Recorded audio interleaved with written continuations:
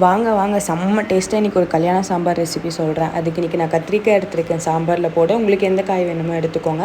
அது கூட பருப்பையும் புளியும் ஊற வச்சக்கப்புறம் பருப்பு குக்கரில் மாற்றிட்டு கொஞ்சமாக மஞ்சத்தூள், எண்ணெய், தண்ணியை ஊற்றி ஒரு 4லேருந்து 5 விசில் வரைக்கும் விட்டு எடுத்ததுக்கப்புறம் குக்கரில் கொஞ்சமாக எண்ணெய், நெய் தாங்க சாம்பாருக்கு இதில் டேஸ்ட்டே.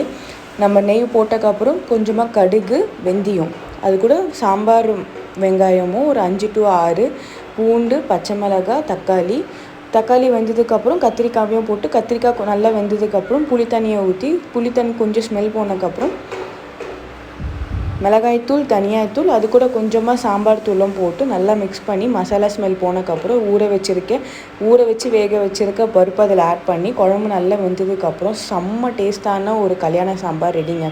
இது மாதிரி ஒரே ஒரு வாட்டி உங்கள் வீட்டில் செஞ்சு பாருங்கள். டேஸ்ட் அல்டிமேட்டாக இருக்கும்.